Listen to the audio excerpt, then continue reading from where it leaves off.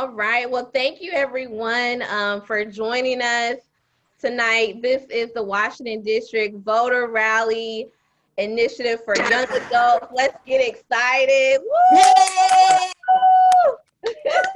Yay!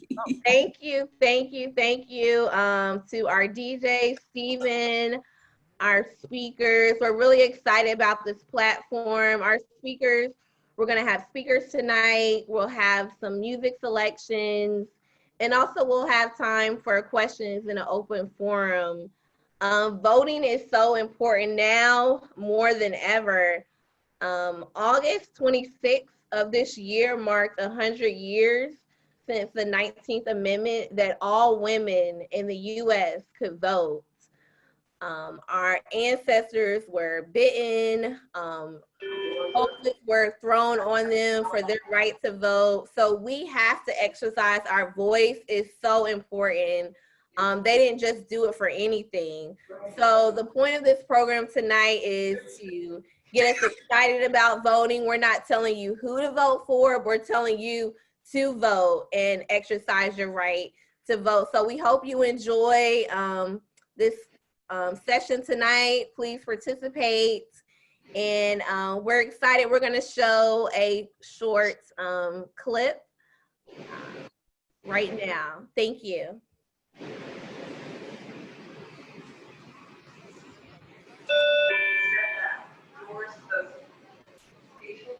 Oh.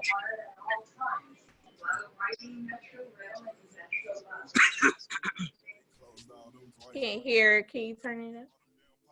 I can't drive. I know y'all can fix it faster, but I know y'all won't try. Don't nobody care about us. And that's why I don't vote. Voted for Obama back in 2012. I remember that's when I had hope. He was saying yes. Not hearing it. Oh, you can't hear it? When I turned 21, I was still broke. I'd never vote again. I don't think I ever had a president make my life better. Did it all on my own. Ain't no politician ever do a nice gesture. I don't even know the man's name. I ain't never seen her one time ever. Tell me how she gonna help the city. What I'm supposed to do, write letters? What I'm supposed to do, blame Trump? He ain't never really gave a ain't nobody raised minimum wage. None of these jobs pay enough. I think they just want to keep us broke, cause they ain't putting nothing in place for us. This how all my people feel, but we gotta learn. We complained enough. Let me change it up.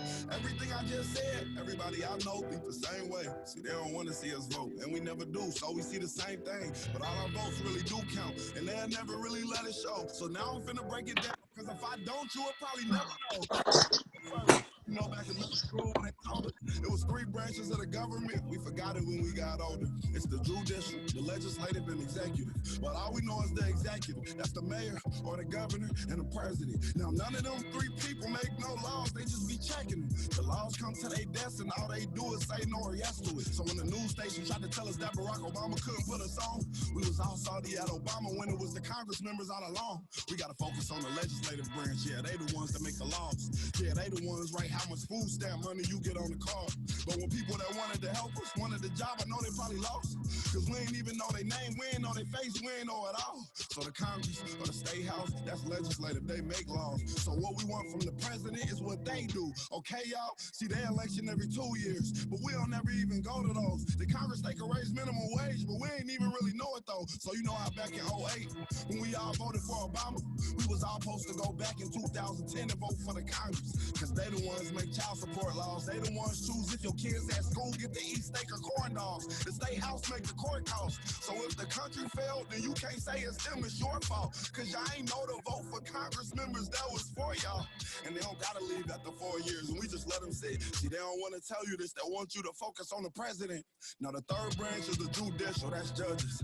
They the reason why John Crawford and Trayvon ain't had justice. So when Meek Mill got locked up just for popping willies, we blame the judge and not the city when they let her get voted in, cause they ain't know who to vote against. Imagine life on the other side. Roads better, schools better, everybody get their license back, grocery store food better, custody of your kids back, homeless people get new shelters. If we gon' fix the U.S., we gotta start with them 2 letters, me and you. Somebody told us that the government wanna keep us broke, but the only reason why those people in the government is cause we ain't vote. And I ain't talking about the president, I'm talking about the ones we ain't know. See, they was gonna try to keep it low, but it's gonna hurt them when they see the pros.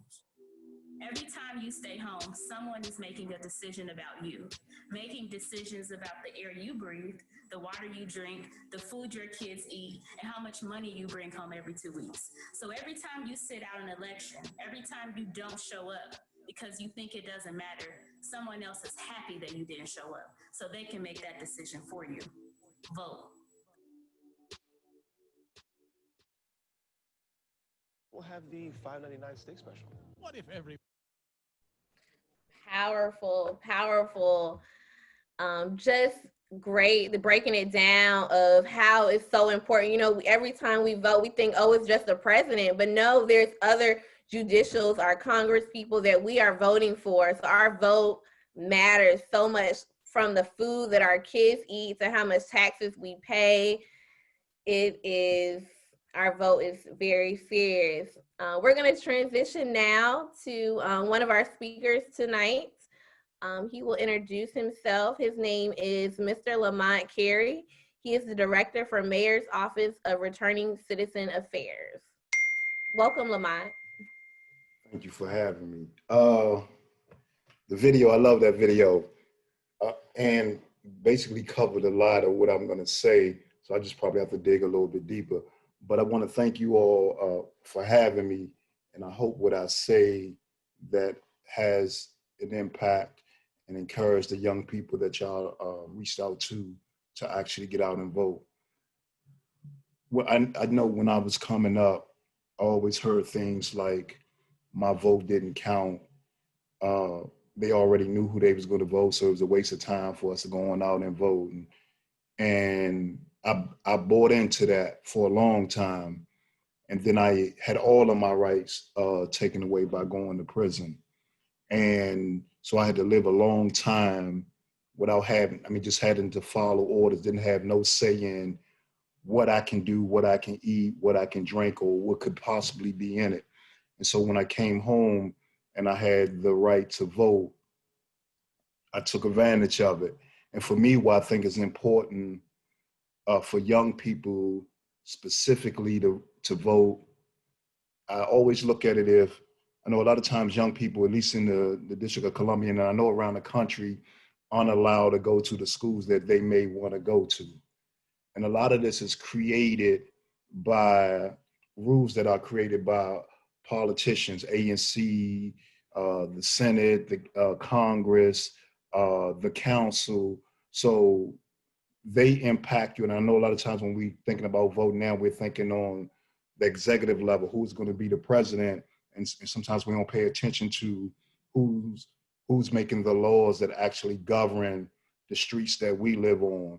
And so in terms of being able to go to the school that you want, making sure that the school is properly funded, making sure that the teachers are qualified, a lot of those decisions are made on the local level. So those are one of the reasons I think that young people should be engaged, because you want to vote for somebody who has your best interests at heart.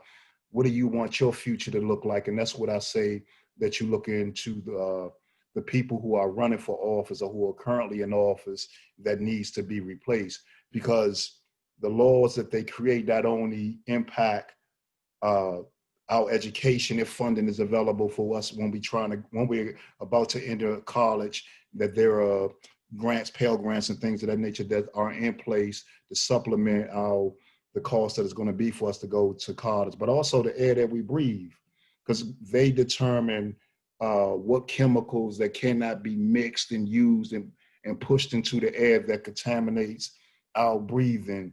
In some areas, they say it's impacted babies being born and even older folks catching, developing asthma and all of these kind of things. But also it includes dumping. On a local level, who decides where waste should be going, where communities should be built on, because there are communities that are built on wastelands, and it seeps into the water, and it impacts, creates all kinds of diseases and complications, even if you look at like Flint, Michigan. So that's another reason that young people should vote, because it impacts not only your air and the the food and the water that you intake. But let me speak on food. It impacts food on what can go inside of food, what if steroids or other things that could be injected into food. Now it was a thing about like salmon. It's not even about them like growing or breeding fish indoors, but now they are like creating meat that are supposed to be entering the market. So things are like that. That I think that we should look in the politicians that we choose. So another thing for young folks, your community. What do you want your community to become? Are there young men and women in your community that need opportunities, that opportunities aren't there waiting for them? There's no training for them. Some is even small as there's no rec centers open or rec centers close to the neighborhood or open during the hours that young people want to venture into them. Job training, so things of that nature. And even look further into your household. If you have a relative, an older grandmother, grandfather, even a parent that takes medication, right? You want to make sure that there is my brain is going out. There is Medicaid or Medicare or whatever they're going to need in order so they don't have prescription costs or lower prescription costs, because sometimes medicine, the cost can be enormous. And so you want to make sure that your grandparents or someone in your household that needs medicine has the insurance to be able to go to a hospital, to get medication, to go to a dentist, to get your teeth fixed, to get glasses or what have you. And even in some of our communities, there are what they call deserts, food deserts, because there are enough grocery stores in our community. So politicians who are running for election, mainly on the local level, can have an impact on what your community looks like. For individuals that may have someone, or so say for you, you get your first job, you get your first job, you buy your first car, you want to make sure that you're not getting sold a lemon and you drive off of the lot and the car explodes and there's nothing that you can do about it. So there are lemon laws that's put in place. So every aspect of your life or the life of your friends, unbeknownst to you, is controlled in some ways by laws that are created by politicians. I know sometimes you might be hanging outside just chatting with your friends and the police may come up and run you off and tell you y'all got to disperse and go in the house. So the most minute things to the larger things that we want to do in life are impacted by laws. So I think that's the reason that you should vote. And I understand that a whole lot of people in the past shed blood to give you these opportunity, but now it's your time to take up the mantle and say, what do you want your future to look like? And that look at these politicians to make sure that they share the same views that you have for your future, because it's just not about determination and willpower and education, because sometimes you can be discriminated against. You can be left out based off of the laws that are created. And we, the people, put the politicians in office to represent us. But the last thing that I'm going to say is not just about voting and leaving the politician that you represent, that you voted for to get in office, leave them alone to fend for themselves. You have to stay engaged to make sure that they're living up to their promises to you, their promises to your community, their promises to our country. So it's your responsibility not only to vote for what it is that you need and want for your family and your community, but also to hold them accountable to make sure that they live up to the promises that they made to you. So that's what I have to say. Any questions, let me know.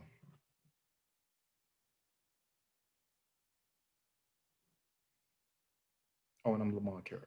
You can always reach out to me at lamont.carey@dc.gov. So that's Lamont, LAMONT .CAREY@dc.gov. Oh, I do have one more thing to say. about voting.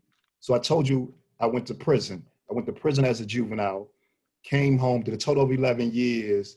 And because of you all parents and relatives having the right to vote, it created the office that I currently represent, which is the mayor's office on returning citizens affairs. And a lot of times when they talk about people who've been to prison, they talk about the hopelessness and that there's no opportunities that exist for them. But I go to prison, and now I am in the mayor's administration as a cabinet member, representing and creating opportunities for other people that went to prison. So it's your relatives, your community, the people that you know and love voted that made my position and me being in the position a possibility. So there is no limit to what you can do.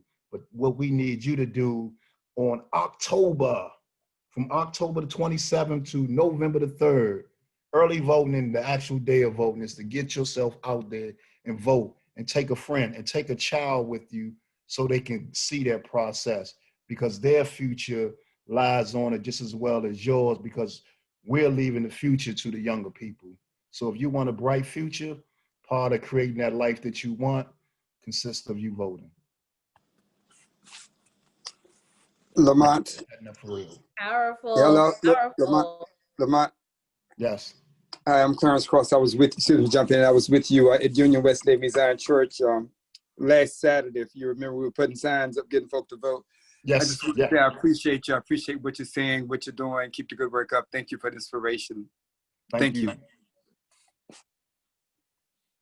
Know that y'all can always reach out to me.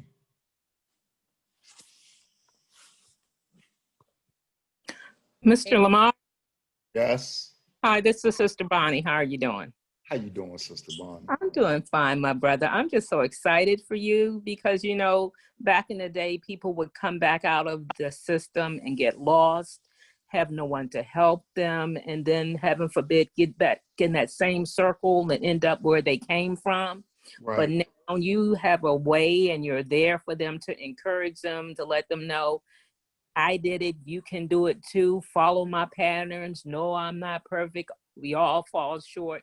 But if I can help the old folks and the old ladies that the church used to say, if I can help someone along the way, then my living, then what I went through will not be in vain. So I'm just excited for you, brother. I'm going to keep you lifted up. And I just thank you for taking the time to be with us. So I appreciate that. But let me tell you something. I didn't do this on my own. One, God laid the path for me because this was not in my plans. But also you all that are already exercising your right to vote. You created this opportunity. And so we still need you and the young people, the returning citizen population, because it's still a challenge for us to get housing. It's still a challenge for us to get jobs. It's still a challenge for us to get, I mean, we are left out of so many things. We're not even, in some cases, not even second-class citizen. We're just real fortunate enough that in DC, we have an administration and residents that are driven by giving us opportunities. But we still need you in the fight to help us with those barriers that we still must overcome as a returning citizen. And even though I am a director, I still run into those barriers. When I go to the airport, a lot of times I still got to get that extra pat down. When I come out of the country, I still got to do that. So there are so many things, I mean, so many barriers that still exist that we still need you all support. And these young people, because some of their family members are in institutions and on their way home. So vote to help make their transition successful. And the last thing I'm going to say, right now in federal, in all prisons where DC residents reside, they currently have the right to vote whether they serve in 1 day or 100 years, life in prison. They all should have received the ballot. So if you have a loved one that's calling you, make sure you ask them that they receive the packet from the Board of Elections so that they can register to vote and get their ballot back so they can cast their vote. And if they haven't, just let them know to ask their administration or to reach out to us. And so we'll try to get on top of it. So now is the best time because there's more people that can vote, but we need the young people voting because you all, it's your future that's going to be handed to you. And we want you in the best stance as possible. And even though we've been here for a while, we do not know your amazing minds to the extent of the things that you want to do. And the only people that can remove the barriers that still exist for you is you, by casting your vote and holding politicians accountable. Man, amen. Amen. Let's give Brother Lamont a hand clap. You have taught me something. All right, Lamont, we love it. We love it. Awesome. Thank you, Lamont. This is definitely your calling. Thank you for sharing your story. Just as you said, we have to get involved, hold these leaders accountable, stay engaged. I remember I was a young child and my mother taking me to go vote with her, and we have to be the example. So you are a prime example of what people can turn out and can be. And thank you for the work that you are doing in the community. Thank you so much for blessing us tonight. Next, moving along, our next speaker is Reverend Lakeisha Womack. She is a sister in Zion. She is a businesswoman and a recent deacon of the AME Zion Church. Thank you so much for agreeing to speak with us tonight. Please welcome Reverend Womack.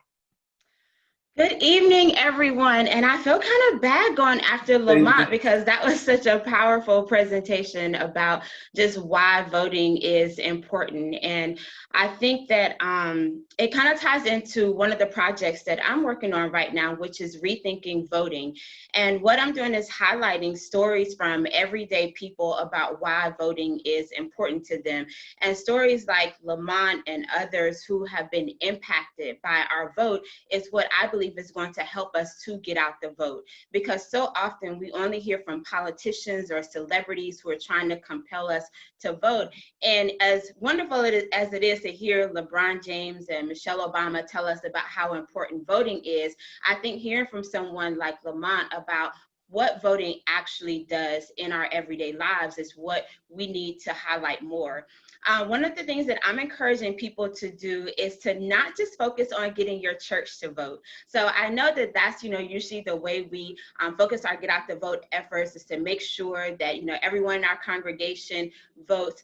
However, we need to look at communities where people traditionally do not vote, where we have low voter turnout, and go into those communities and get people to understand why voting is important to them. Because the reality is a lot of people who are living in Section 8 housing, or who might be receiving food benefits, or who might be receiving medical benefits from the government, are usually people who are not as active civically. And it's important for those people to be active and for them to understand that if they're not voting, if they don't have a voice in the upcoming election, their benefits can be impacted.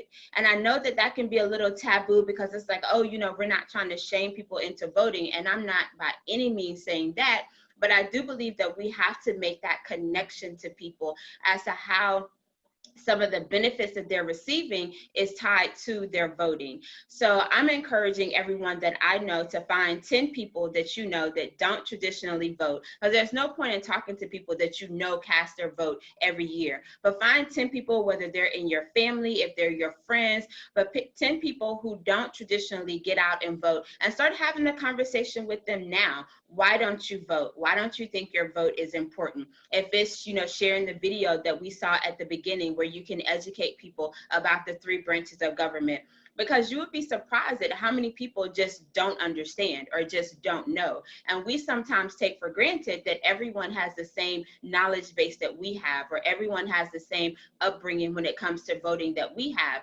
I know, like, my mom has worked at the polls, and so voting was never a consideration for me. Like, it was never a matter of, are you going to vote? But it's like, hey, election day is coming up. That's just what we do. But not everyone was raised with that same value system. And so we have to make sure that we start from the beginning. And I kind of liken it to discipleship. You have to meet people where they are. So you can't just assume that everyone is in the same place that you're in. I know I was listening to a segment on MSNBC, and there was a professional athlete talking, and he was saying how some of the guys in their locker room, and these are professional paid athletes, some of the guys in their locker room had never voted before. And they were nervous about voting because they didn't know what was going to happen in the ballot booth. Like, they didn't know because they had never voted. And I'm thinking, here are these guys who are making millions of dollars, who are putting their bodies on the line for this sport, but they're afraid to go vote because they don't know what's going to happen. And so if you think that people at that level are afraid to vote and unsure about what's going to happen, what about like the everyday person who has just never cast a vote before, don't know what it looks like, don't know what's going to happen once I, go into the little booth or whatever? So we have to start to have those conversations with people and not just try to shame them into voting, but really talk to them about, well, why haven't you ever voted? Or what issues are important to you? Because it could be medical, it could be climate, it could be food assistance. We don't know what issues are important to people, but once we start having those conversations with them and we start making the connection, like, oh yeah, you're worried about the school system. Well, this is how when you go vote, like, you're voting for the school board, and this is what the responsibility of the school board is. If you're worried about police brutality, well, your city elects a mayor who appoints a police chief. So if you're concerned about who the police chief is, then you need to get out and vote for the mayor. And when we start having those conversations with people and they start to understand the importance, then it goes beyond them just getting excited about voting for the president in November, but then they start to understand why every time we have an election, it's important. So that's special elections. Those are the primaries. That's when we have the midterm elections. They start to make the connection about why I need to make sure that my vote is counted and why my voice is heard every time there's an opportunity. So if you guys have any questions, I would love to answer them right now. I have worked on campaigns for the past 20 years. I think my first campaign was in 1999 for a young man who is now in the Tennessee House of Representatives. My most recent campaign was working for the Hillary for America in 2016. And going into that, like, I knew we were actually going to lose that election because of what I was hearing from people, and mostly like African Americans who were saying, I'm not going to vote because, Hillary and Donald are essentially the same, or I'm not going to vote because the party's already decided and my vote doesn't count. And it was really discouraging trying to encourage people and to make them understand how important their vote was. But because of so much misinformation that was being fed to our community, especially through social media, the vote was suppressed. So I guess if I can add one more thing, I would definitely encourage you to help people understand where they're getting news from, because there's so much news that's being put out about how, young people aren't excited about voting for Joe Biden. And I'm like, okay, but who are you talking to? Like, who are you getting this from? And a lot of times, like, those articles are written and they're planted in our community to make us not excited about voting, to help suppress the vote, because they know if they can't get us to vote for their candidate, the next best thing is to get us to not vote at all. And so we have to be careful and we have to be diligent when we see fake news to call it out. And I've even probably lost some Facebook friends because I've seen people post stuff that's not true. And I'll comment and be like, this isn't real. And they're like, oh, well, I was just posting it because, it's something we need to consider. And I'm like, well, you need to say that, because some people only read the headlines. And so when they see those headlines, they're like, oh, it's rigged, my vote doesn't count. And people start to believe that. And then that's how our voter turnout ends up being so low. And for the most part, when, these laws are passed and when, policies are put up, they're going to affect our community the hardest. And so that's why it's so important for us to make sure that our voices are heard in every election, not just the upcoming presidential election, but also, as Lamont was talking about, looking at, who are the judges that you're voting for.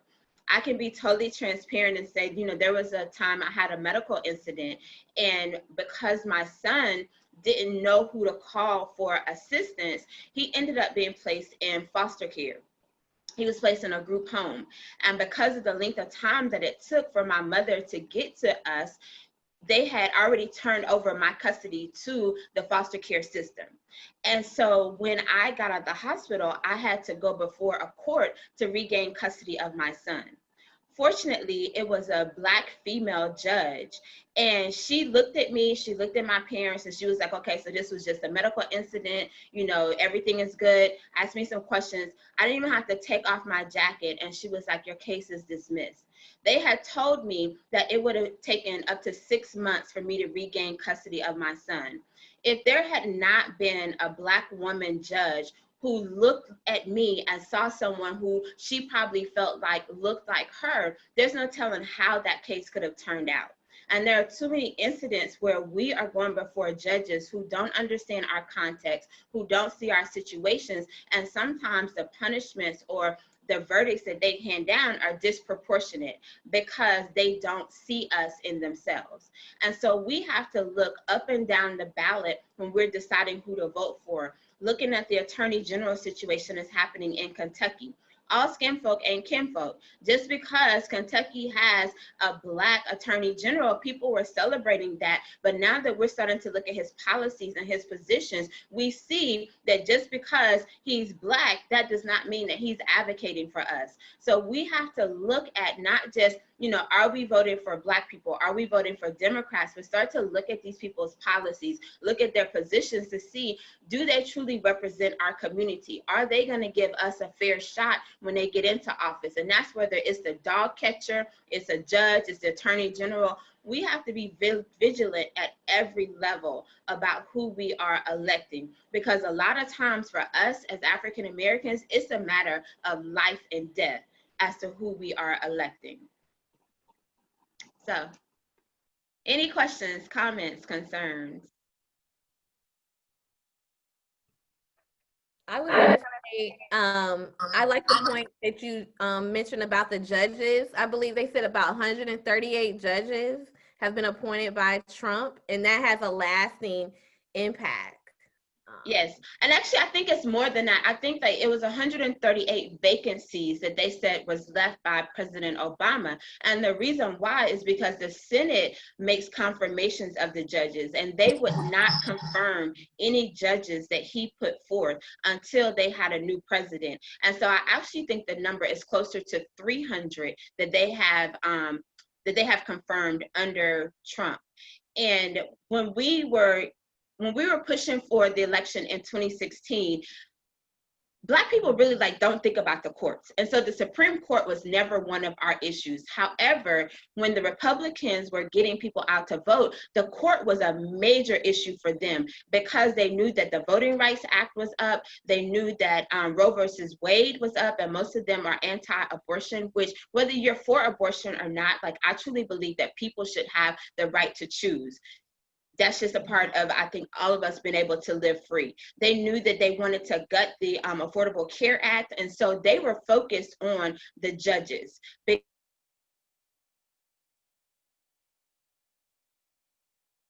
Because they knew that if they had a conservative court, that's 4 years, but that's actually going to have an impact for at least the next, I would say, 20, 30 years.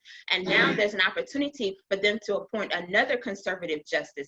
And if that happens, then it's very unlikely that we're going to get the Voting Rights Act restored. It's highly likely that millions of Americans are going to lose access to health insurance. And it's very likely that Roe versus Wade will be overturned.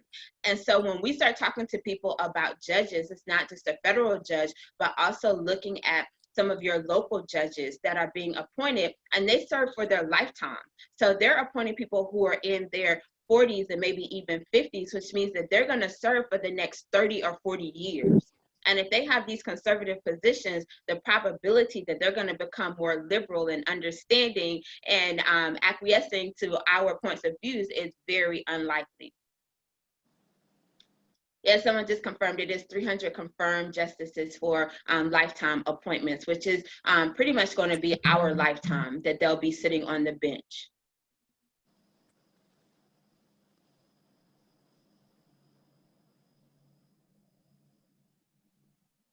Everybody else good? Reverend Lakeisha, how are you tonight? I am wonderful. How are you? I have a question for you. Yes. Are you closely following the Biden-Harris camp and what their efforts are in terms of voter engagement from the African American community? I'm not closely following them. I'm following Biden, Believers for Biden, and I know that they've been doing a lot of events around just like religious issues. And I do know that they do have, that the Biden-Harris ticket does have a plan for Black America. I haven't actually had a chance to read it, but there is information about that on their website. Okay. But I don't know what they're doing as far as community engagement. Thank you. Anyone else? Hello. I just want to share something. I had a very ignorant conversation with one of my friends who I didn't know was so ignorant. They said, I don't want to vote for Biden because he's too old. And I said, well, what about this old man you got in the office now? What does age have to do with anything?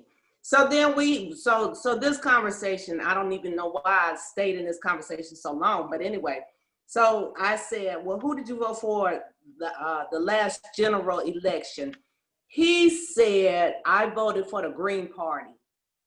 So I said, oh, so you didn't even vote, so you can't even talk to me anymore. All right, so, you'll get into those conversations. Just don't get mad at them like I did. Right. Well, and I think that, one thing that we really have to help people to understand is how important it is to vote in the primaries, which is like something that just like really like grinds my nerves, because people don't understand the importance of the primaries. Like you had about 7-8 candidates to choose from in the primaries, and a lot of people don't vote in the primaries.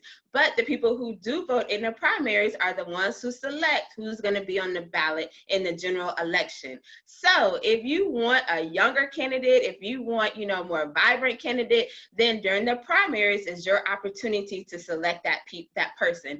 And that's why I was so just like disappointed at the way people were dragging Kamala during the primaries. And then once she dropped out, then everybody's like, oh, I can't believe she dropped out. And I'm like, the way y'all dragged that woman, like what? And then nobody's like supporting her campaign, like nobody's giving money, people aren't voting for. So like, what do you think that is going to happen? Because like that's what voting is all about, is who can raise the most money and who can get the most votes. So we have like this purity contest that we have in our community where they have to align with all of my issues and they have to have always been perfect in their whole life. And it's like, that's not what this is about. This is about looking at a person's platform to identify who most closely aligns, because no one is going to perfectly align with our community or with your personal values, but who most closely aligns with your positions and who do you feel is going to do the best job for your community.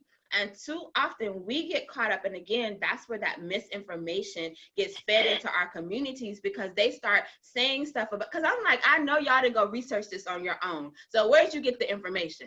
Because when people started talking about like her record as Attorney General, I'm like, okay, granted, that was her record as Attorney General, but I haven't heard anybody talk about the work she's done in Senate. So you got fed this information to make you think that she was this horrible person, this horrible Attorney General, but no one talked about the work that she did to help reform the criminal justice system. So I'm like, while y'all doing all this digging, make sure you dig and tell the whole story. And it's during the primary process, because we even had Cory Booker on the ticket. Who can't love Cory Booker? Like, I just don't understand. Like, maybe he's too soft. Like, that's the worst thing you can say about him. But again, his campaign wasn't getting any support. We had Castro, another great candidate. He wasn't getting any support. So nobody was supporting these people when they were in the primaries, but then once we end up with Joe Biden, all of a sudden everybody's got a problem, and this isn't the candidate. Yet the time to complain is not once we've selected the candidate, but it's during the primary. That's when you try to select the best candidate. And we ended up with Joe because the establishment backed him. You can't be mad at the establishment saying, this is a person who's been in public office for the past 40 years. We know him, he's been battle tested, and so we're gonna put him forward because it's the least risk. if we don't make a different decision, we can't be mad at the decisions that are made on our behalf. And I think Lamont was saying that, like, when you don't vote, you can't be mad when other people make decisions on your behalf. Or that might have been in the video, but I know I heard it tonight somewhere. Somebody said it. I would like to second that. And I think that, you know, we as Democrats, we need to take a playbook from what the Republicans are doing. You look at the Republicans, they're playing dirty right now. They will say anything, they'll do anything, they'll put anybody up there, and they will discredit. So as Democrats, I think sometimes we always want to play it safe by putting the, you know, most well-seasoned candidate, as you said, who's been in politics for 40 years. But if you look at the Republicans, they're, you know, blocking this and blocking that. And just like the judges, you know, we have to start playing dirty as Democrats too, and forget the status quo or taking the high road. Because if you keep taking the high road while they're always coming at you from all these different angles, you're never going to get anything accomplished. Yeah, and I think like Brooke just said, you know, we need to train future politicians of color. If you look, and you know, this is like no shade at all, but if you look in the House of Representatives, they have a booklet and they show you the religious affiliation of all of their members. We have no AME Zion members in the House of Representatives that I'm aware of. We don't do a good job of supporting our own, because we have people who have political aspirations, but we don't support them when they run for local office. Like, there was a candidate here in Charlotte that was attending one of our more prominent churches here, and he actually lost his race. So I went and I started looking at the numbers, and I'm like, how can you be a member of one of our most prominent churches in Charlotte and you didn't even get enough votes to qualify for, I think it was like the next one, because I think they might have had like a special election. So it's like, you know, the AME Zion Church, like, obviously did not get behind you. We had a young man who ran for school board in Charlotte. He didn't win.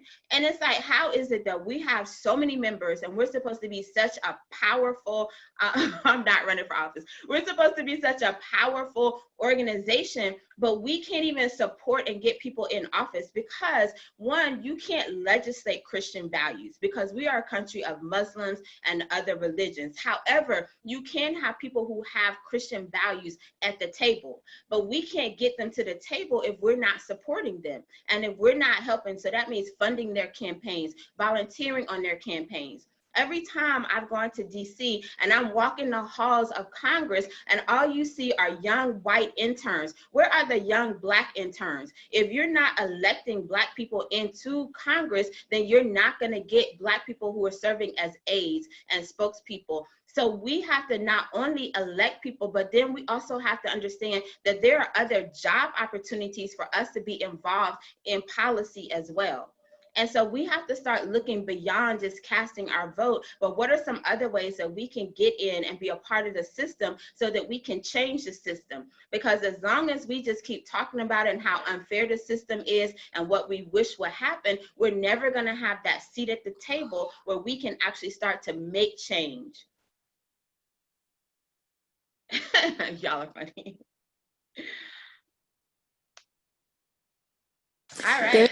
There's a scripture in the Bible that says something about be wise. I think it's a lion and gentle as a dove. Yeah. And we're just, you know, I was born and raised in the AME Zion Church, and I'm 63 years old. So, you know, I pray without ceasing, but I think we pray so much, but we have to get out and do the work. We've got to be like a lion sometimes, you know. Most definitely. And I think that, you know, one of the things that I was talking to someone about earlier this week is like, you know, as Black people, we are so forgiving and we're so loving and we're so compassionate. And sometimes it is almost to our detriment because we have the ability to see the bright side of every situation and to see the hope and to see the future glory in every situation, that we forget about working hard in the current position. And that sometimes we do have to get out there and fight. One of the sessions that we did in our voter symposium was about the power of lobbying.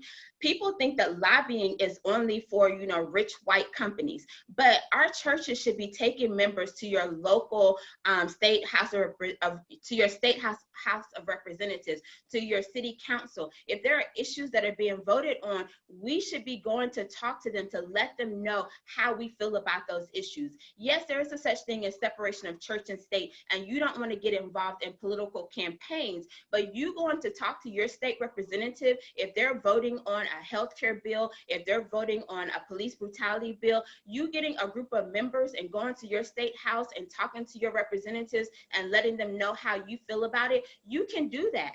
But too often we sit back and just say, we're going to pray about it, or we're going to pray that they do the right thing. We need to put on our boots and go down there and say, look, this bill is coming up and this is how we feel about it. And this is how we expect you to vote if you want to be reelected.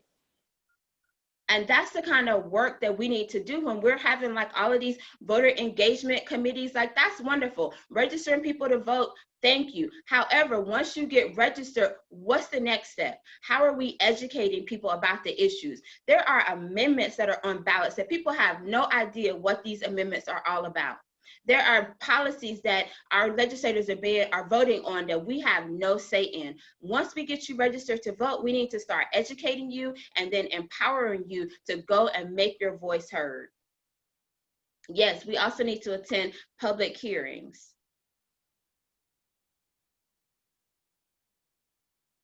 All right, I think that's probably my time. So. Thank you. We give Lakeisha, Reverend Lakeisha, a hand clap. Yes, thank you very much. Yes, thank you for shedding light. So much insight. I always love hearing you speak and all the knowledge that you share with us. It's so inspiring. So thank you so much for joining us and speaking with us tonight. We are going to transition into a music selection from my pastor, Reverend Patrick Barrett, Stan. Aline is on here tonight, so we will play that selection now. Thank you.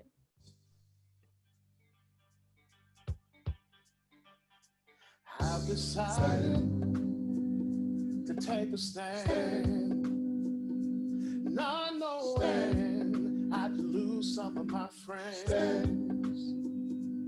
But I'd rather live right than in hell lift up my eyes. All of God's children just stand. Everybody say, you stand. Oh, stand for holiness. Stand and be counted among them that you reign with them.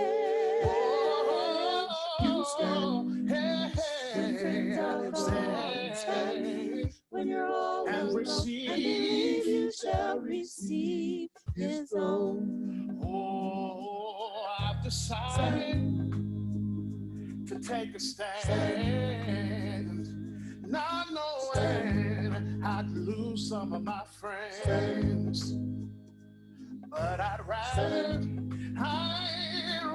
live right than in hell lift up my eyes.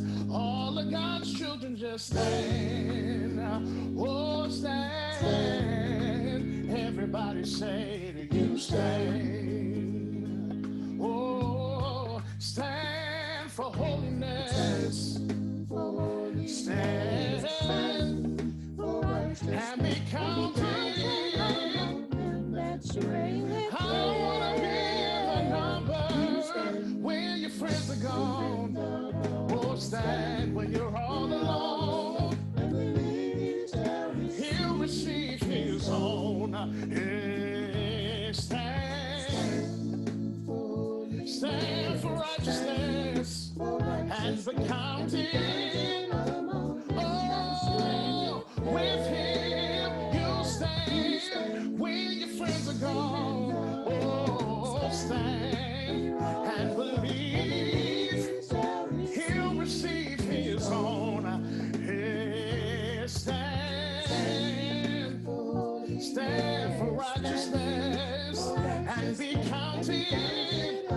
counted amongst them. You'll stand when your friends are gone. You gotta stand when you're all alone and believe. Oh yeah. Come on, say stand for holiness. Stand and be counted among them. Oh, you stand, you gotta stand when you're all alone. And believe he will. Oh, he will. Believe he will receive his own. Oh, you're gonna do it. You're gonna do it now. You're gonna do it. Tell somebody, say, you stand. Hallelujah.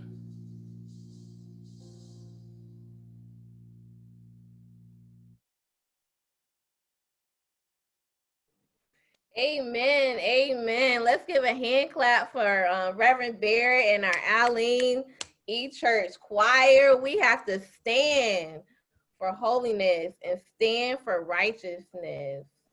Thank you so much. Amen. Amen. We will now have another selection by Miss Paula Naguza. She is from a church in Angola, Africa, where the prominent language is Angolan Portuguese. Her father is a presiding elder and administrative assistant to Bishop Crenshaw. Okay. Oh, hello, everyone.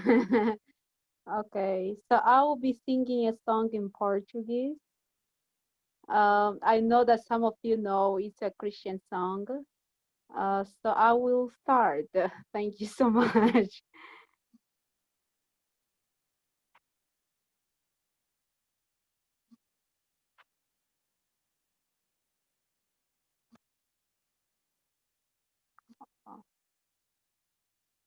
Okay.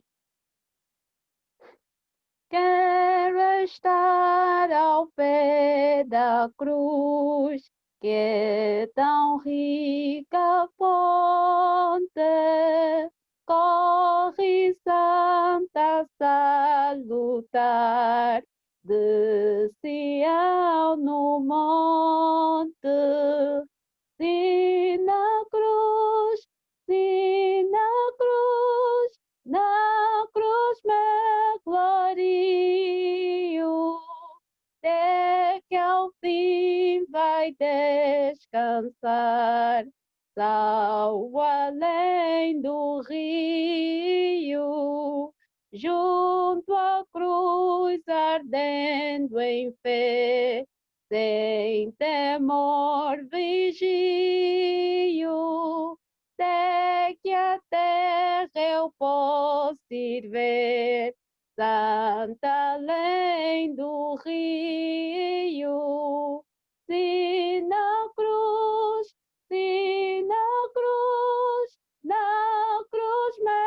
glorio, até que ao fim vai descansar, salvo além do rio, sempre a cruz, Filho de Deus, queiras recordar-me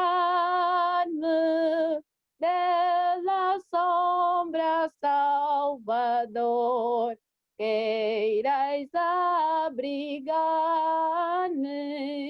se na cruz me glorio, até que ao fim vai descansar, salvo além do rio. Amen. Amen. Beautiful, beautiful. Thank you, Paula, for sharing your gift. I was home last weekend, and my church in North Carolina, they had their home missions, and Paula sang and her voice is just beautiful. I mean, I just enjoyed it. Thank you for sharing your gift, Paula. We are so grateful. You're welcome. You're welcome. May God bless you. Thank you. Thank you. Our next speaker will be Mr. Christopher Tate. Thank you. Hello, everyone. Thank you. And thank you, Brooke, for putting this on. We've had two fantastic speakers before me, and they've kind of hit on every point I was going to make. So I won't, as the saying goes, beat a dead horse. But Lakeisha really hit it on the nose between the information about the primary and judges and everything, even the idea of supporting Christians. Our country, yes, is built on freedom of religion and the separation of church and state. So though we are accepting of everyone and their values, that doesn't mean we cannot have people with Christian morals at the table. Just bravo. It's lack of education, lack of information that holds people back.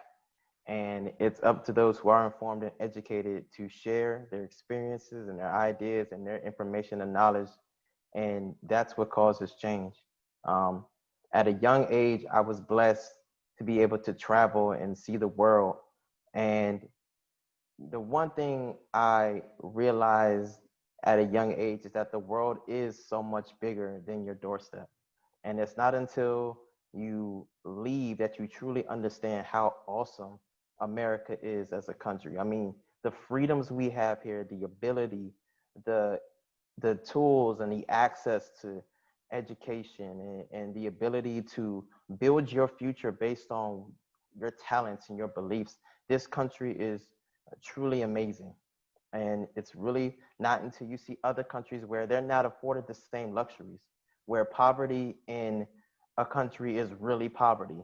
You know, there are people who can stand on the side of the road here in America and make enough money to go buy food. Well, in other countries, there is no standing on the side of the road. Sometimes they don't even have roads to stand on.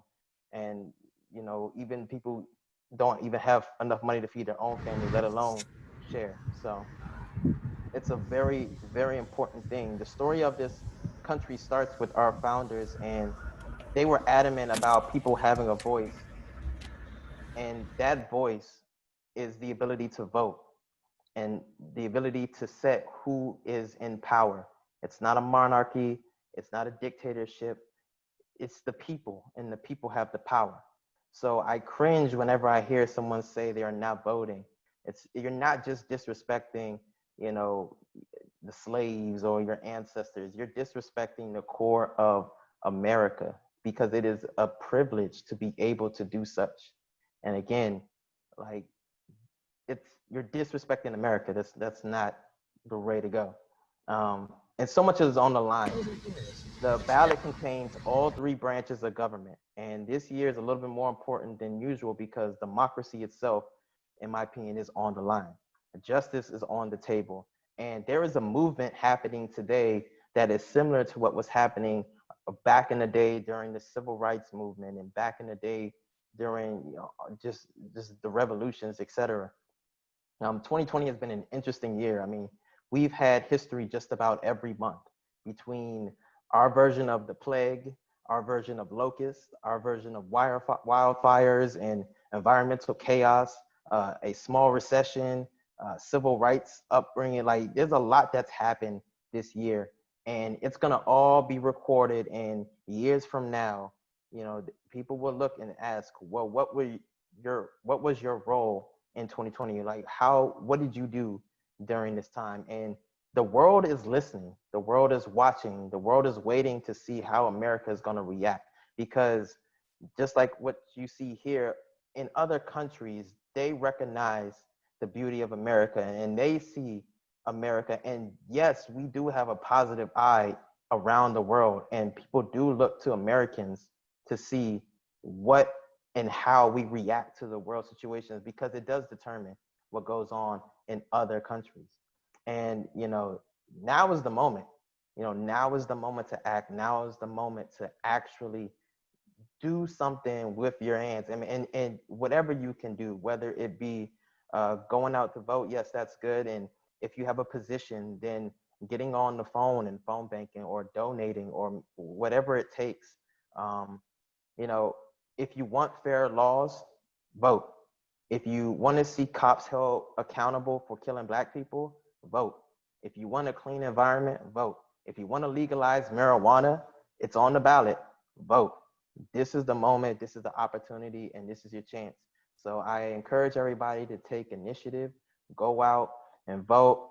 And if you know you've already voted, or if you meet people in the streets who are telling you that they're not voting, you know, don't be scared or ashamed. I love this story about the young lady who just spoke about meeting somebody who voted for the Green Party. Okay, yeah, you know, it's not the usual, but you know, I would rather that than somebody who just like, I'm not going to vote at all. Because, you know, again, that's just the head, but what about the rest of the judges and the legislators and the senators and the representatives? All that matters.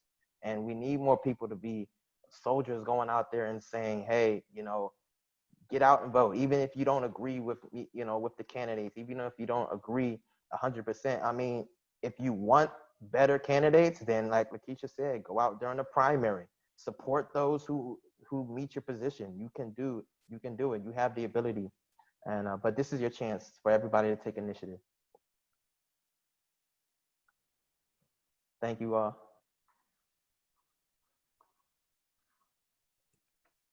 Awesome. Does anyone have any questions for Christopher or comments? Christopher, are you considering public office at some point in your life? So question. Yeah, so I've worked with politicians, and honestly, it's not something that I would say that I would want to be involved with, but I feel as though I would like to have a role in what goes on in the culture. So there's other roles I can play. You know, I don't have to be the point guard. I can be, you know, shooting guard, maybe the center, you know, or even, you know, maybe I could be the, you know, the owner of the team. Who knows? But there's other roles I can play outside of running for office, and so that's where I feel more effective. So no, I'm not running for office anytime soon, or public office.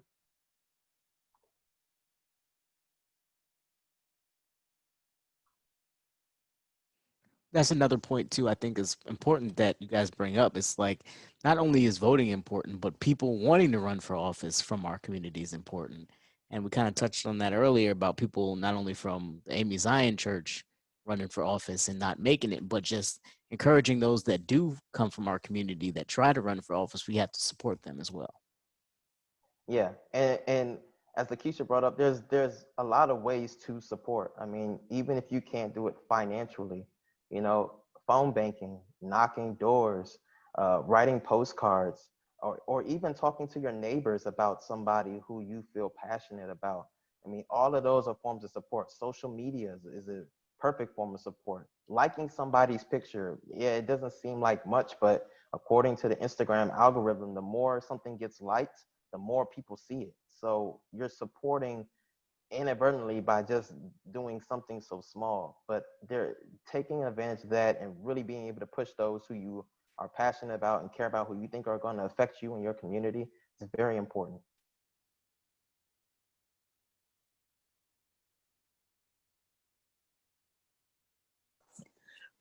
By the way, Christopher, this is Cheryl Frost. The city council just issued their calendar for the year, so that, you know, we can take a look and see what areas need our attention and arrange to give testimony and ask questions about these things that are occurring at hearings to make our presence known in the community. So I appreciate your involvement, and I appreciate your participation. Thank you. Yeah, absolutely.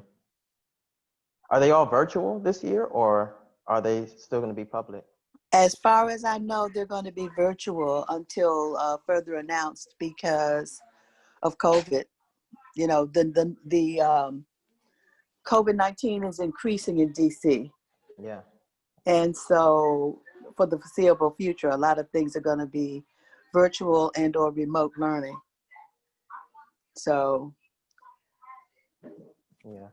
There's a video of it happened maybe a while back, but there's like a shouting match where to the point where the politician had to be like ushered out the room because of a public hearing. But it's scenes like that to understand how serious you are about an issue that really, you know, makes somebody or even your politician see like, okay, I need to be more responsible towards this. So that's why I asked, because I think the virtual, you know, should hopefully bring more people out, but I wonder, you know, if the effect will be the same. But in either case, the more active the people are, the more likely the politicians are going to move in that direction, because that's who they're supposed to be responsible for. That's why they're in office, to represent us, and not the Right. other way around.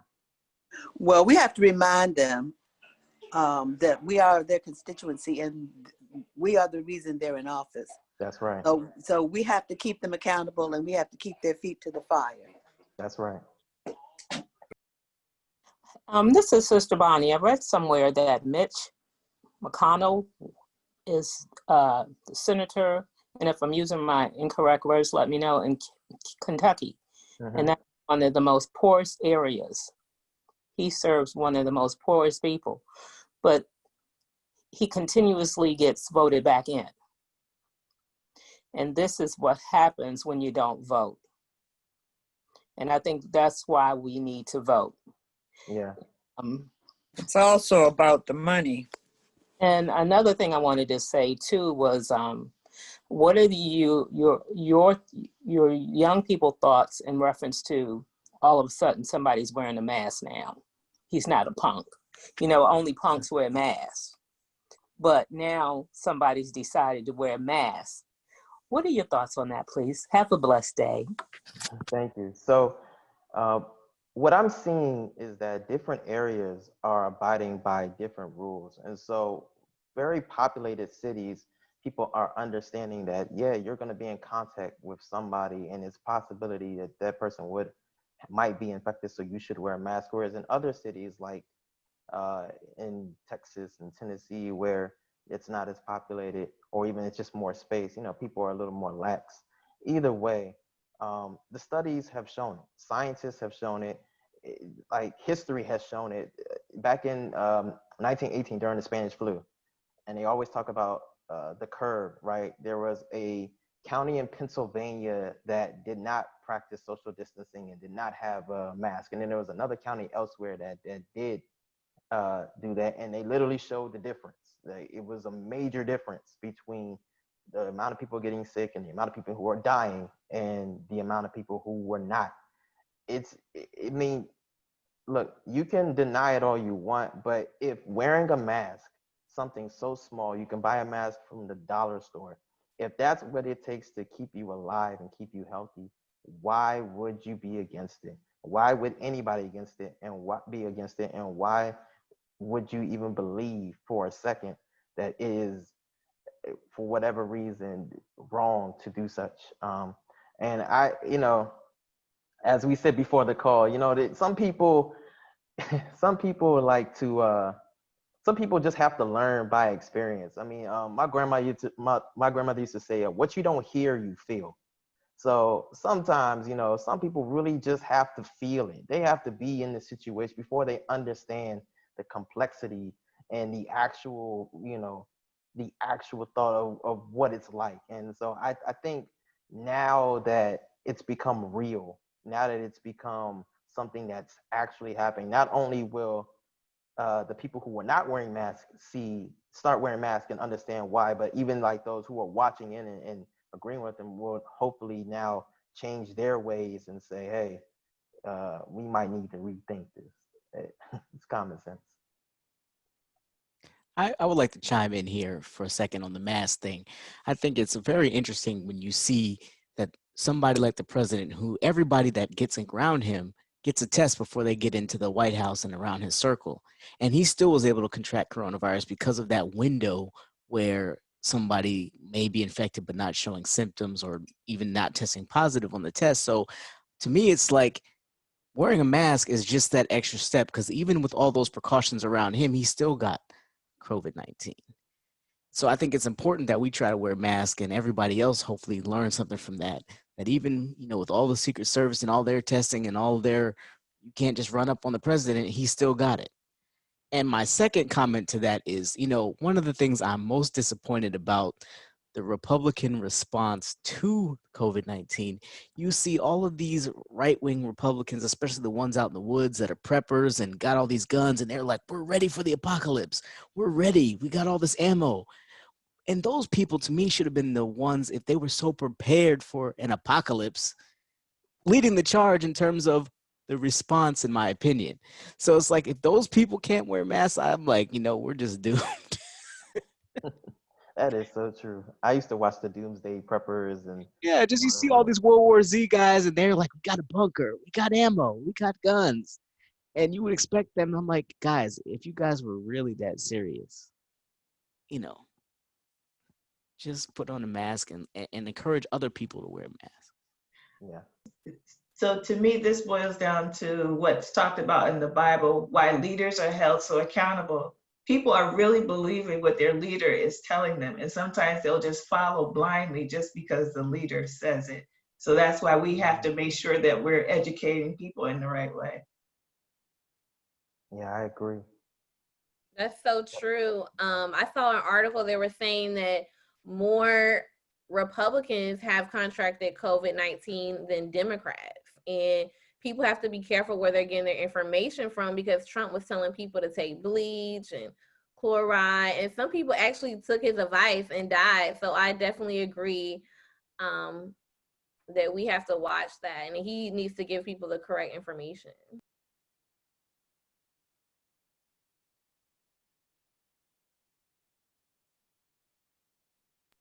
Awesome. You know, the other thing is that they didn't believe, you know, the COVID was a hoax until yesterday. So now they are beginning to believe, if Trump is really sick, they are believing a little more that it's for real. And I suppose as these senators are falling off, and Christie, who helped Trump with his campaign, with his, he didn't do very much or very well, helping him with the debate. But he's sick now. Christie is sick. So maybe they will believe and start wearing masks. Something so simple, you know. What did you say? It's so simple. It's a very cheap, it's cheap technology, as they used to say. It's cheap technology, you know. Easy cloth, throw it over your face, and you're good to go.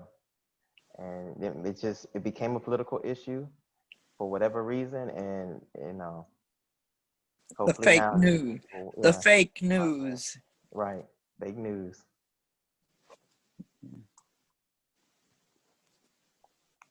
So he's coming on tonight to give his message from Walter Reed. I have to catch that. Well, thank you. What time is he coming on? I'm not sure. It may be 9 o'clock. I'm not sure, but he's supposed to give a message to the nation. Here it is.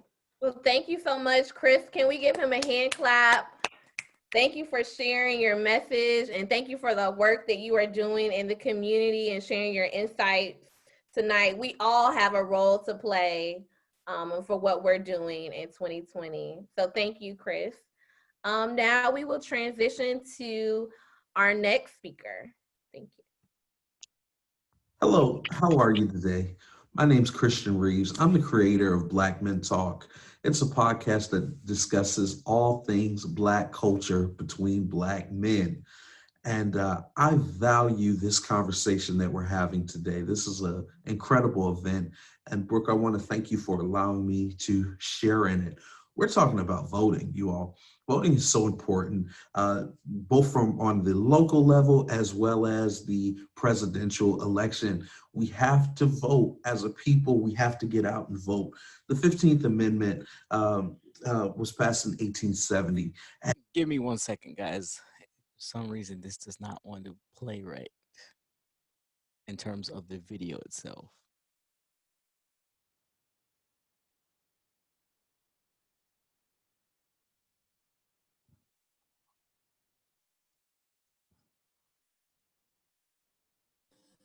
And this is Sister Bonnie. Someone just posted in the chat that it should be on at 8:45 p.m. Hello, how are you today? My name's Christian Reeves. I'm the creator of Black Men Talk. It's a podcast that discusses all things Black culture between Black men. And I value this conversation that we're having today. This is an incredible event. And Brooke, I want to thank you for allowing me to share in it. We're talking about voting, you all. Voting is so important, both from on the local level as well as the presidential election. We have to vote as a people. We have to get out and vote. The 15th Amendment was passed in 1870. And through that amendment, it allowed Black people the opportunity to vote. Mr. Thomas Mundy Peterson was the first Black man to vote in 1870. He was from New Jersey.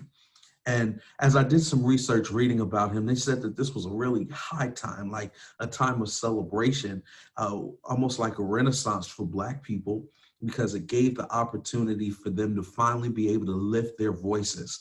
We have to think prior to this, many of Blacks were enslaved. You know, they've gone through this period where they're rebuilding and focusing life as free people. And now they get this opportunity to vote. It was very big. Well, let's not let our ancestors fight their marches, the harshness that they received during those times, trying to get the opportunity for us to vote, go in waste. You have a voice that has to be heard. I have a voice that has to be heard. And so, and you know, we have to teach our children. Our children need to see us voting, right? Look at the country, all the stuff that's going on in the last year. The civil unrest, the pandemic, you know, I can't tell you how to vote. Let's just talk about the debate this week, right? I can't tell you how to vote, but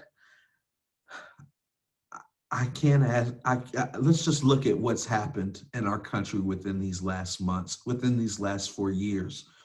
We have to get out and vote. Not only do we have to get out and vote, because the truth is the Black population, right, is only 14%. Not only do we have to vote, we need to start having conversations with other nationalities about how certain laws, certain parties are not setting us up for success. We're already behind the line. The truth, right? We're fighting for the progression that many were just born with. We have to have those serious conversations and say, hey, you know, look at what's happening with our nationality, with our culture. Look at the things that are going on. Can you really sleep with this another 40 years? We have to have conversations. And the truth is, you all, you can't afford to sit back and say, oh, it's somebody else's job. They'll do it. You know, we're only 14%. No, we are powerful people when we come together. Black people are the influencers of America, of the United States of America. We influence every area. It's our responsibility to get out and influence others and help them to see this isn't the way. So I want you to register to vote. Make sure you've registered. Make sure you've registered. Do your research on the parties. Do your research on the candidates so you know who you're voting for. It's so important. Let's get it. We have to get out and vote. November is coming very quickly. We have to vote. Don't let anything stop you from getting that ballot in. You know, go off your own, with your own mind, your own spirit, how it leads. If you need to do it, if you need to send in your ballot, do that. But whatever we do, let's do our part. Let's let it not be said once again that our people did not go and vote. We have a voice. We are influencers of this country. Go out and vote. Thank you so much. Again, my name's Christian Reeves. You all take care. Thank you for allowing me to share in this event.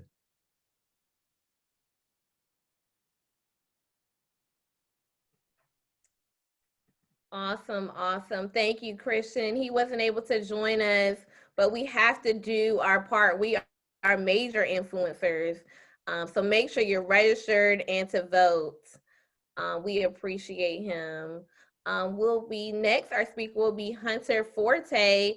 And then following Hunter, Asa Forte will give us a presentation. Thank you.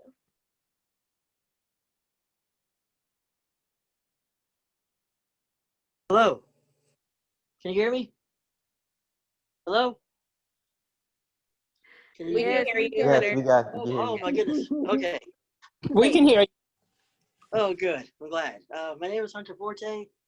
As many of you may know, I'm a steward at Aline Hamey Zion, and I'm the social justice coordinator, along with my grandmother, who is the director of voter registration for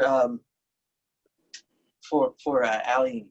And I'm unless mistaken, she might be the part of the voter registration director for the district, but I could be wrong.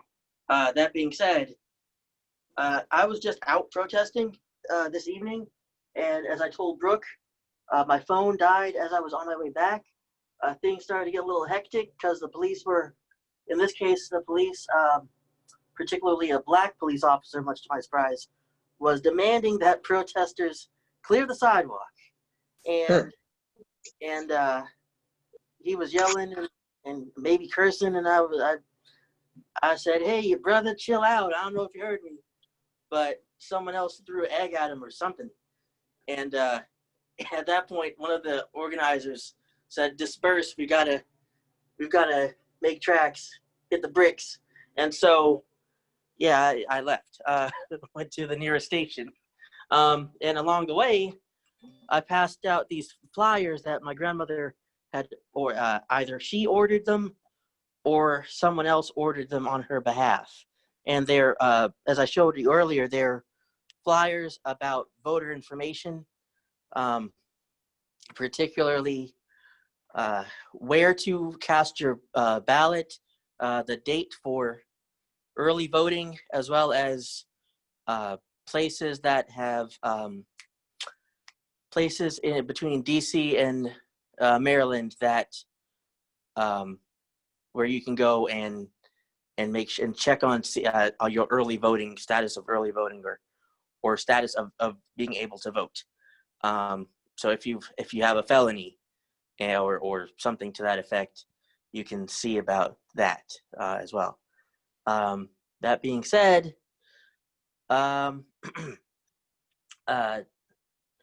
like the young man before me said, I assume he's a man. I also can't tell you how to vote, but I can guarantee you the alternative to not voting is not good. So it's either you vote between the two candidates who debated, and we saw how one of them did, and it wasn't looking too good, and he's sick right now, and you have the other guy who is taking all the precautions, as far as I can tell, to avoid getting sick. Or you can sit this one out, and then now you essentially voted against your own interest by not voting, particularly if you don't vote for the candidate who's advocating for who's advocating for your health and well-being. When my grandmother was putting together she was trying to put together something regarding voting. It was some sort of voter registration drive fundraiser, I think, be it a block party or something to that effect, before this pandemic hit. And she wanted me to look up modern day voter suppression. And I was shocked at how much voter suppression exists in 2020. Since at least towards the start, if not near the end of Obama's presidency, it's been full-on voter suppression all over the place. And as you saw recently, just a few ways that your vote can be suppressed is post offices ordered shut down for no apparent reason. They ordered shut down, and so now people can't cast a mail-in vote. Recently in Texas, which is a state that has a long history of voter suppression, I found out, which I sent the article to my grandmother to read also. Recently, the governor has ordered 1 ballot box location per county. So what that means is, if you're in Houston, for example, and you're on one side of Houston, and the ballot location to cast your ballot is in another location, and for some reason they don't have early voting, or they don't let you vote on your campus if you're a student, or whatever the case may be, then you're going to have somewhat of a hard time getting to the ballot box. So that's just what, or the ballot location that's been designated by the governor in Texas where you are is closed. They say malfunctioned, closed until further notice, or COVID-19, can't vote at this location. And then when you ask, hey, where's an alternative location? What's the plan B for this order that the governor has given to the state? Because my location is however many hours away from where I live. They tell you, black person who's trying to vote, well, that's your problem. I just work here. It's none of my concern, something to that effect. They don't actually help you with voting like they should, because maybe they don't like black people. It's not a crazy idea. The other most recent, unless mistaken, the other most recent example of voter suppression, which is also an impetus to get out the vote this year in particular, is because there was an incident, and I can't recall the location, may have been New York, can't remember, but supposedly a government contractor who was working at a poll location or helping to count ballots or something to that effect, he supposedly threw out a bunch of ballots with Trump's name or someone's name. I thought it was, maybe it wasn't Trump, but regardless, Trump's administration and subsequently his campaign seized on this. And despite the issue apparently being a relatively small incident, like it wasn't a whole lot of ballots, they blew it out of proportion anyway and said, oh, look what the left wing and the Democrats are doing. And that was before this debate. So at least I think it was before the debate. So those are just, I'm sure there's many other examples I can't think of right now. But like I said, I can't tell you how to vote like the other person said before me, but not voting is voting against your safety and your family and your ancestors and your legacy that you would leave behind. So that's what not voting would do, particularly now. And also, call me crazy, but I'd think that you would want to be someone that someone else is inspired by. So if someone else isn't inspired by you in some way, shape, or form, I don't know what you're doing. But if you're not going to vote, you might not have a whole lot for someone else to be inspired to be, because you didn't put your voice out there and say, hey, I want a better road, or I want schools safe for my kids or siblings, or whatever the case may be. And someone else will look at you, maybe look at you and say, so you had the chance to say something and you didn't. You could have used your voice when other people couldn't or can't, and you didn't. And they'll wonder why. And it's very possible that you won't have a whole lot to say to answer them. So I don't know why you would want to risk that, but I don't. So I'm gonna vote.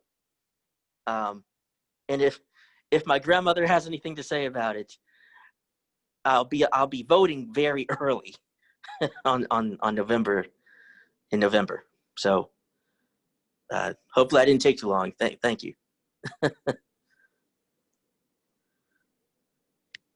Awesome, Hunter. Thank you. No problem.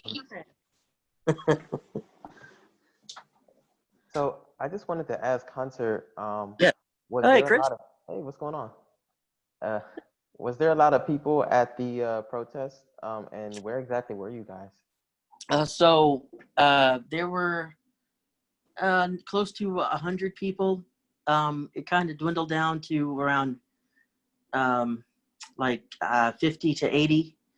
And we went from Meridian Hill Park, which is also known as Malcolm X Park, to DuPont, Adams Morgan. So we went past Calorama and towards Adams Morgan. And so at Adams Morgan, we stopped because we were resting. We were resting and getting water or whatever. And we were about to continue marching, but the police started threatening to detain or arrest people if they didn't move off the sidewalk. Because they said that people were blocking pedestrian traffic or blocking vehicle traffic, one of the two. And so, yeah, I left before things got hectic.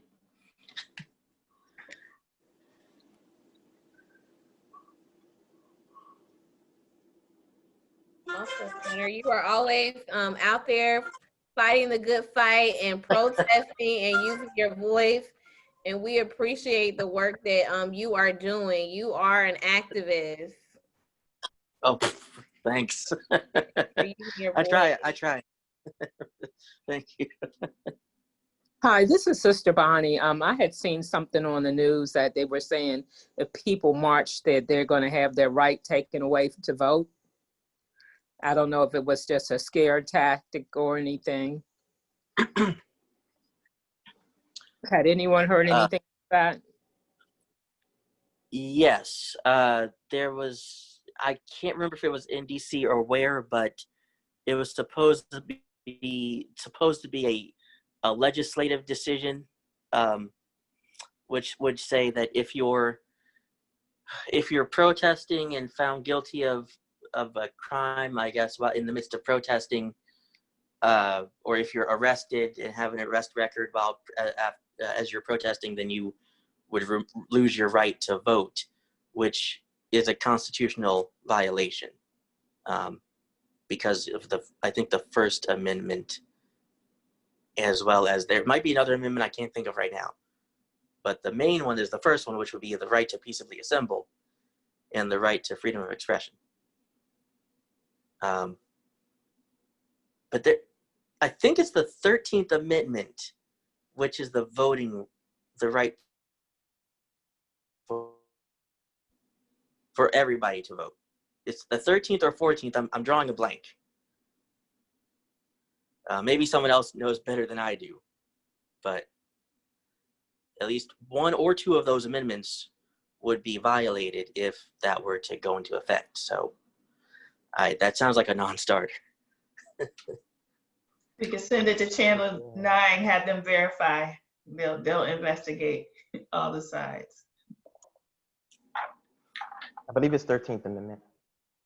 I felt like it was. I thought it was, yeah. It says neither slavery nor involuntary servitude except for as punishment for a crime whereof the party shall have been subject to it. Okay, there it goes. But I believe it's 13. Oh yeah, I see where the loophole could be too. I'm sure Chris also sees where that loophole, could be. I don't know. I'm But on the board. 13th. I also read somewhere that something has been on hold in Congress for a couple of years that has to do with our right to vote. Do you all remember what that is? No, ma'am, I'm sorry, I don't remember. All right. It actually deals with the Voting Rights Act. There was a lawsuit, and I don't remember the exact parameters, but there's a lawsuit brought by a group in Alabama, if I'm not mistaken, and there were portions of the Voting Rights Act that have been gutted, and the Senate is supposed to vote to reinstate those rights, but they have not. But you can do a Google search of the Voting Rights Act, and you should be able to read like what portions. And I think it deals with like the ability to discriminate against your ability to vote or something along those lines. But if you do a quick Google search, you'll see that there are parts of the Voting Rights Act that were gutted, and the Supreme Court should be deciding, if I'm not mistaken, on that as well.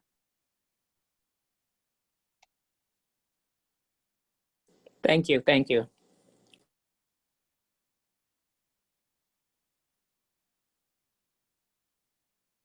Awesome. Well, thank you so much, Hunter, for speaking tonight, and thank you for continuing to be an activist in the community. We're going to transition to Asa Forte, his musical selection, and then after that, we will be wrapping up. Thank you. Hi, Brooke. Brooke? Yes. Can you hear me? We can hear you, yes. Oh, okay, Asa is experiencing some audio challenges so that he will not be able to perform. Okay, thank you. Okay. I'm sorry. I can perform now. I changed everything up. He's able to perform. He's good. Oh, you're on there? Okay. Go ahead. I'm sorry, dear.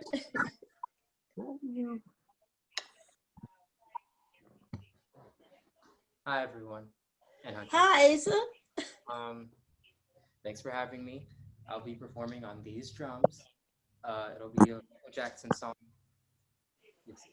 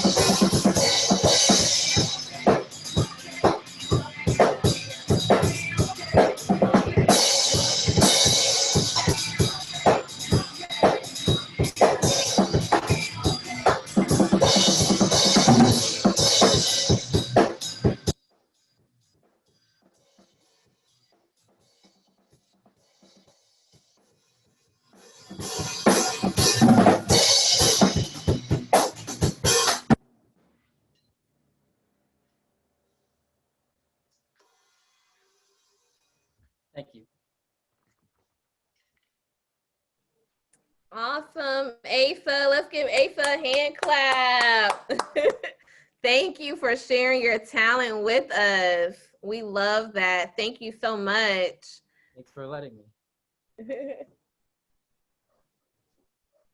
Thank you. We have had an awesome program. Can we give a shout out? Encore, encore, encore, encore. Awesome, Asa. Thank you so much. We enjoyed your selection. You are so talented. He's a graduate of Duke Ellington. And right now he is at Syracuse University. Yeah. Excellent. Yes, very talented. Thank you. Give a shout out to our DJ and technology for helping us do that. Stephen Roy, to our speakers, to our singers and selections tonight. This has been an amazing program, inspiring us, giving us information to vote, to share our voice and go out there. And we'd like to give a shout out also to Sister Brooke. You did an awesome job, my sister. Snap, snap, snap, snap. We couldn't have done it without you. Thank you. I appreciate every single one of you taking time tonight to join us on this program. Thank you so much. Shout out to our Washington District Voter Registration Committee on here tonight, encouraging us. Thank you, Pastor Tara, Yvonne, Tracy. Thank you, Dana, Chris. If anyone has any last words, we will close out. Does anyone have any? I will stay on for a little while if you guys want to just sit here and jam with me afterwards. I definitely have some more music to play if you guys want to hang out for a little while. I have a few music video parodies of Obama too, if anybody want to sit here and watch some of those as well with some music behind them. So, you know, this is your meeting. Enjoy. Brooke. Brooke, I just wanted to say congratulations to you for pulling this program together. It was very nice. Thank you. Can you hear me, Brooke? Yes. Thank you so very much. Hold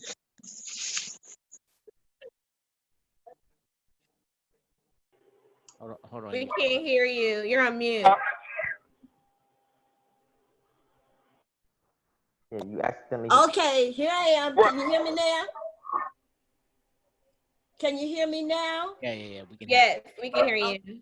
Okay, so on behalf of the district voter registration team, thank you so very much. This was just wonderful. We are glad that you decided to help us. And on behalf of our presiding elder, Durant, and also Dr. Cross, who is one of the co-directors of our team. And thanks to all the voter registration team and to my family. And Reverend Barrett, you were out of sight. So thank you to everybody, all the performers, and I just don't know what else to say except thank you, thank you, thank you. And we love you whole bunch, whole bunch, whole bunch. Let's do it again.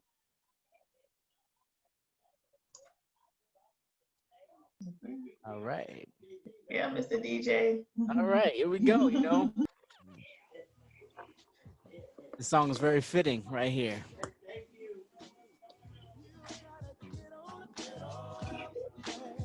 Awesome. Thank you, everyone. Up and vote, y'all. Get up I and have vote. done with each of you. Anyone have anything? Thank you. To comment? Thank you all very much. This was wonderful. Brooke, thank you, and everybody. Thank you, Brooke. An awesome job. Thank you so Thank much. you. This was great. Thank you, Brooke. My daughter enjoyed it immensely. Thank you, Brooke. God Hi, bless you. Carol. Hello. God bless you. All the way from North Carolina. Yes.